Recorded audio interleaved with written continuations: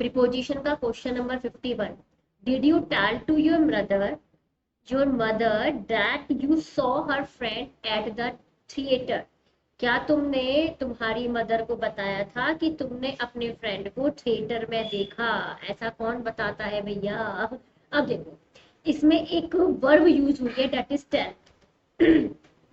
Direct indirect में भी मैंने बताया था कि टेल के साथ कभी भी प्रपोजिशन टू नहीं आता है। क्यों नहीं आता? क्योंकि टेल के अंदर टू ऑलरेडी अंदर ही इंक्लूडेड रहता है, उसे अलग से लिखने की जरूरत नहीं होती है। जैसे एंटर में कभी भी इनटू नहीं आता, सेम उसी तरीके से टेल के साथ कभी भी क्या नहीं आता?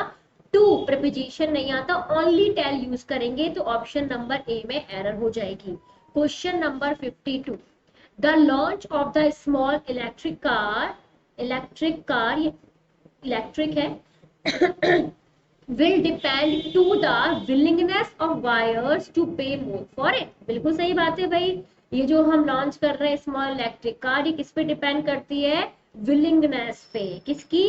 बायर्स की। विलिंगनेस मतलब इच्छा पे। किसकी? खरीदारों की इच्छा पे डिपेंड करती है। तो यहाँ पे जो वर्ड यूज हुआ है ना, दैट इज डिपेंड। और डिपेंड के साथ जो प्रीपोजिशन हम यूज करते हैं वो होता है on.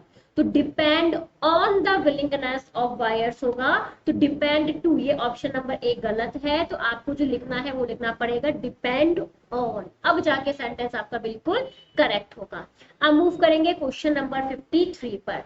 Lack of the formal education did not prevent Lincoln to become a great leader। अब देखो, इसमें एक वर्ब यूज हुई है, डेट इज प्रिवेंट। प्रिवेंट का मतलब होता है किसी चीज को स्टॉप करना, मतलब रोकना।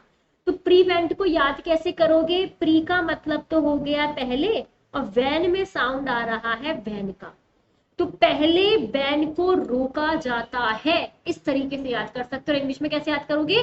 पहले वैन को स्टॉप किया जाता है। तो रोकने की वजह स्टॉप लर्न करोगे तो इजी लर्न हो जाएगा, जल्दी से टिक हो जाएगा। अब देखो, प्रिवेंट जो वर्ड है, ये अपने बाद जो प्रिपोजिशन लेती है वो लेती है फ्रॉम। समझ में आया? प्रिवेंट, आप यहाँ पे आगे कुछ भी लगा सकते हैं, prevent something from doing something, या prevent somebody from doing something. आप इसको ऐसे लिख लो। सबसे पहले आता है इसमें प्रिवेंट, फिर कोई नाउन वगैरह आएगा, मतलब कोई समबडी वगैरह, किसी का नाम आ सकता है, नाउन या प्रोनाउन।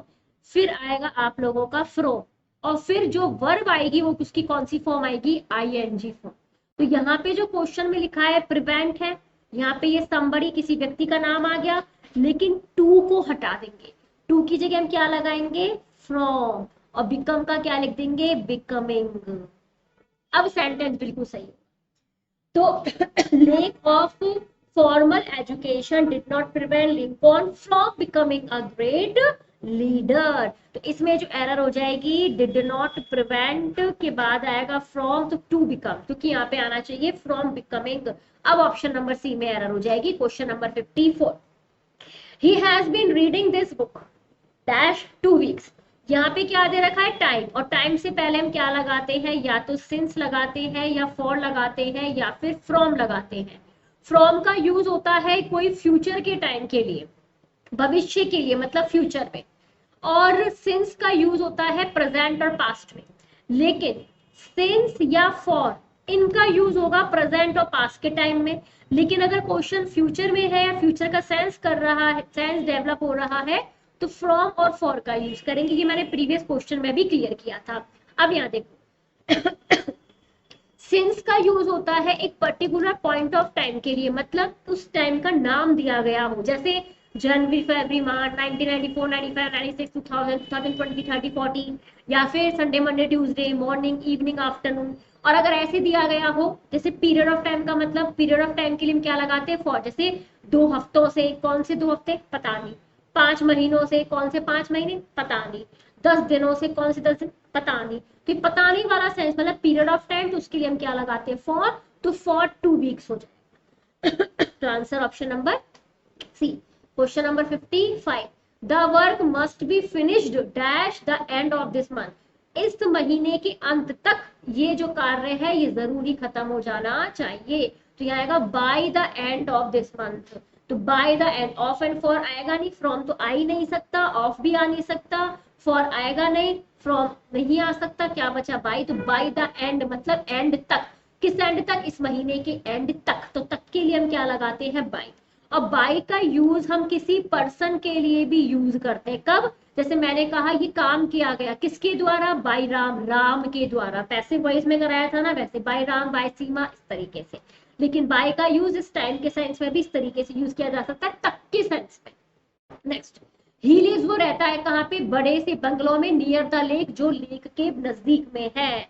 तो बंगले में रहता है, जयपुर में रहता है, स्ट्रीट में रहता है, कॉलोनी में रहता है, इसके लिए हम क्या लगाते हैं, इन। तो ऑप्शन नंबर बी इसका करेक्ट आंसर होगा, इन अ बिग बंगलो। जब कोई चीज किसी चीज के अंदर है तो उसमें इन लगाते हैं। दिल्ली सिचुएटेड है कहाँ पे, the bank of the Yamuna. देखो बेटा, प्लेस के लिए हम दो प्रपोजिशन यूज करते हैं, एक एट होता है, एक इन होता है।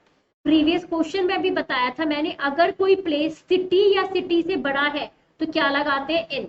और अगर सिटी से छोटा है तो क्या लगाते हैं, एट। तो यहाँ पे ध्यान दें, eight the bank of Yamuna, ये पर्टिकुलर सिटी के अंदर है, मतलब सिटी से छोटा है, और सिटी से छोटा है तो क्या लगाएंगे, at the bank of Yamuna. अब सेंटेंस आपका बिल्कुल सही हो जाएगा। 58, we have bought this pen, हम ये पेन को खरीदे थे, कितने रुपए में, 10 रुपीज में।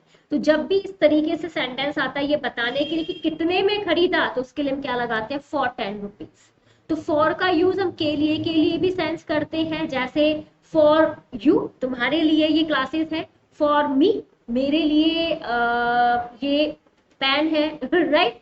तो फॉर यू तुम्हारे लिए, फॉर मी मेरे लिए, और फॉर 10, तो इसके लिए हम फॉर का यूज करते हैं। दूसरा ये बताने के लिए कितने का ये पेन है, उसके लिए हम क्या यूज करते हैं, फॉर का इस्तेमाल करते हैं। Next question, I know Sita is found of dash sweets, मैंने आंसर पहले बता दिया, सॉरी।